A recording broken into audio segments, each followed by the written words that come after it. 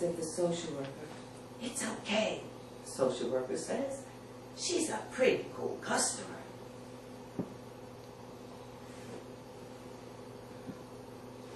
They take me to the cubicle where he is. They ask if I want a priest. I say, "I do." The priest comes. He says the words. I thank him. They give me the silver clip in which John kept his credit cards and his driver's license. They give me the cash from his pocket. They give me his watch. They give me his cell phone. They give me a plastic bag in which they say, "I will find his clothes." I thank them. The social worker asks if there's anything more he can do for me. I say, "Yes, he can put me in a taxi." He does. I thank him. He asks if I have money for the fare. I say, "I do." The cool customer. He uses that word, the fare. Couldn't he have just said you have money for the taxi, rather than making it sound as if I were taking some kind of mystery tour?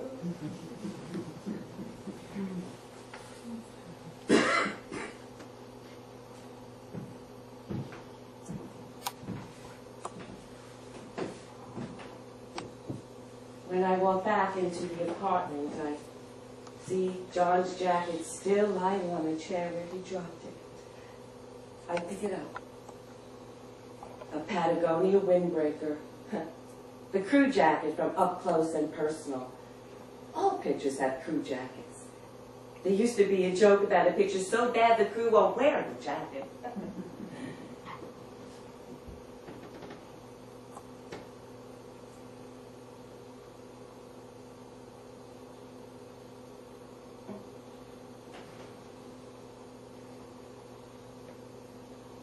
The dark liquid is still pooled on the living room floor. I see now that it's blood. The EKG electrodes are still on the floor. The empty syringes are still on the floor. The pink index card.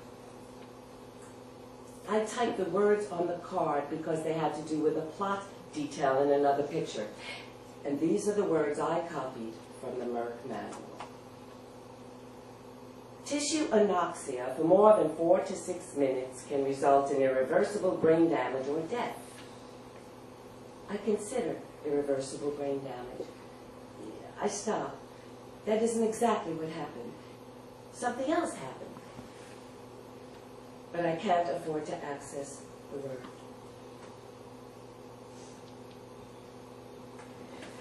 There are people I need to call, but I can't call Quintana. Quintana's where we left her, unconscious in the ICU.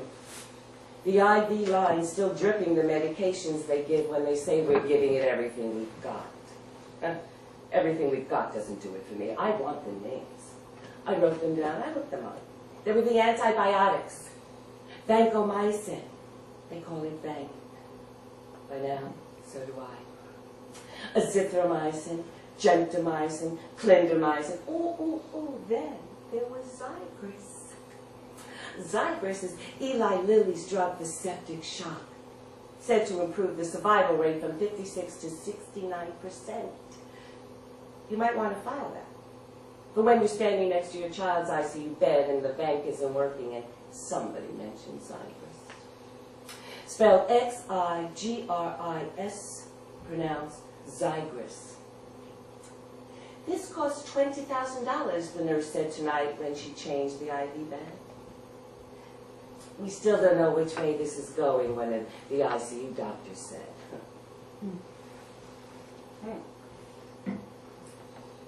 Did he say that tonight? Or did he say that last night?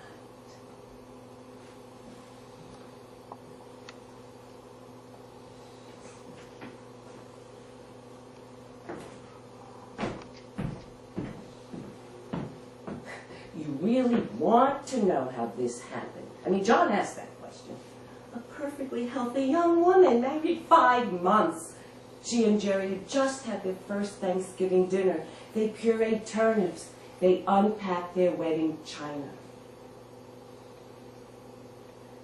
The weekend before Christmas, she felt terrible, and she went with a fever of 103 to the emergency room at Beth Israel Hospital.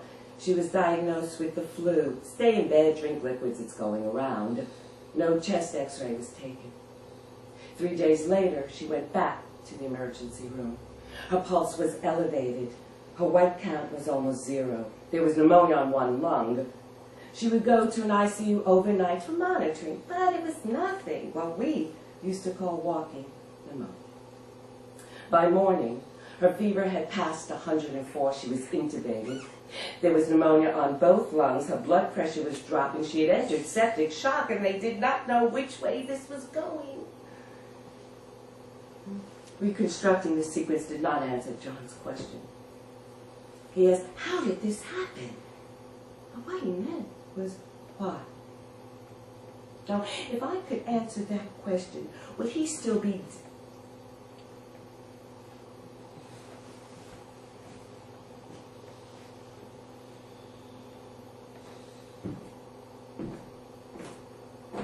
I decide to make the calls from the bedroom. And in the hall, outside the bedroom, there's a photograph taken of John and me on a location for the Panic in Needle Park. It was our first picture. And we went with it to the Cannes Film Festival. It was my first time I'd ever been to Europe, and we flew first class on a 20th Century Fox. I even boarded the plane barefoot. I mean, it was that period, 1971. And one or the other of us would send Quintana a postcard every day. She was 5 and at home in Malibu. Mon cher Pamplemouche, these postcards began.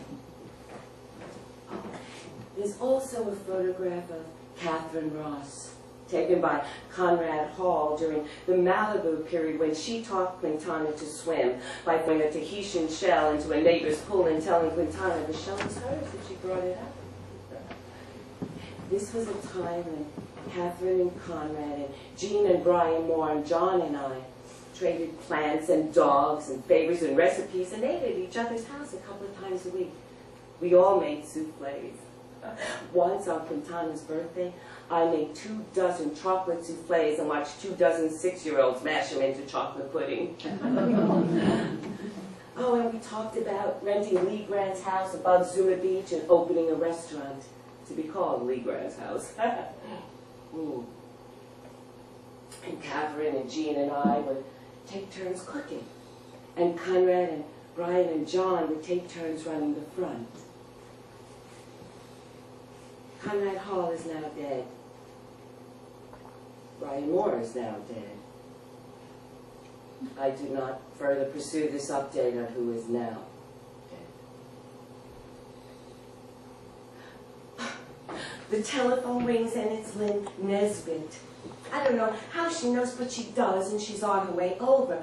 Oh, this is all happening too fast. I need to discuss this with John. There is nothing I do not discuss with John.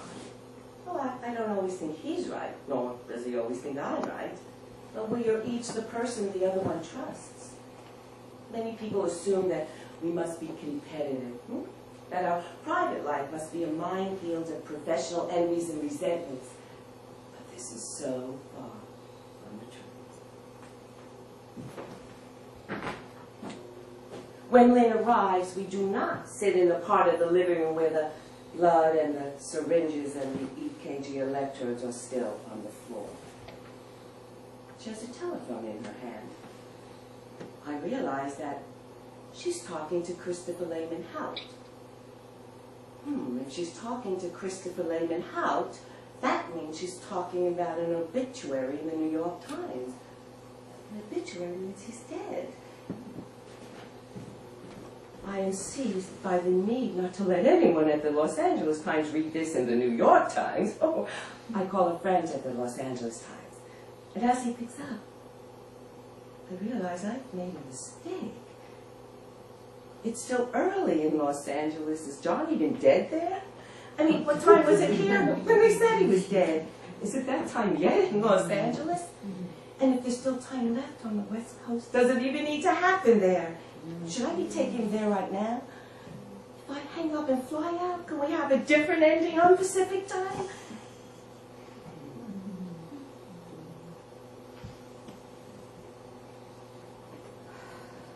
Lynn says she'll spend the night. No, no, no, I say I'm fine. And I am. Until morning. When I wake, and he still isn't here. Let me make myself clear. Of course I knew he was dead. Of course I had just delivered the definitive news to the New York Times and the Los Angeles Times. Yet, I myself was in no way prepared to accept this news as final. There was a level on which I believed that whatever had happened remained open to revision. And that's why I needed to be alone. I needed to be alone so he could come back. And that was the beginning of my year of magical thinking.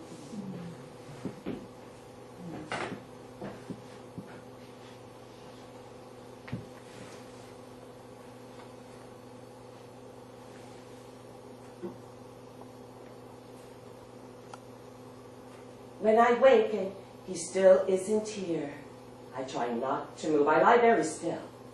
I analyze this situation. Maybe it takes time for people to come back. Maybe you have to wait. Maybe you have to play along. Maybe you need to make what everyone is calling the arrangements. John's nephew Tony comes down from Connecticut to help me. He used to be a construction coordinator on picture shooting in New York, and he learned how to deal with the mob in the city, and he knows how to make arrangements. Of course, I do not tell Tony that I'm just playing along while I wait. We go to the Frank E. Campbell funeral home. I sign the papers. We bring the clothes. We identify the body. On some levels, I seem rational. And to the general observer, I would appear to fully understand that death is irreversible. I've arranged for an autopsy. I've arranged for cremation. Still, it doesn't look as if he needs to be dead. Oh, he's pale and a tooth is chipped from the fall, but he's wearing faded jeans and a check shirt and a navy blue blazer from Sills, and he doesn't necessarily look dead. Well, then if he doesn't even look dead, that means he's doing his part. There must be more I need to be doing. There must be more to this bargain than I know. Oh, further arrangements. It occurs to me that one of these could be planning a funeral. This funeral part will not be easy. We can't plan a funeral while Q is in a coma. Oh, she was christened Quintana, but we called her Q or Q-Roo. And when she turned 16 at the Westlake School for Girls in Holmby Hills, he gave her a card with the plate, Q-Roo. You're safe, I say. I'm here.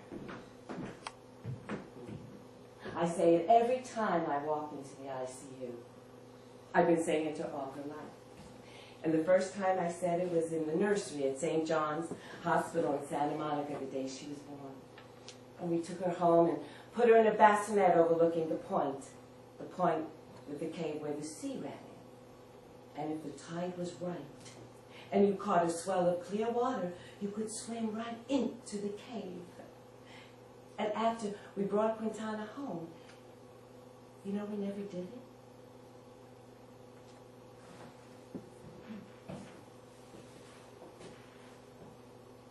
The obituaries were already on the wires. We told the resident on duty of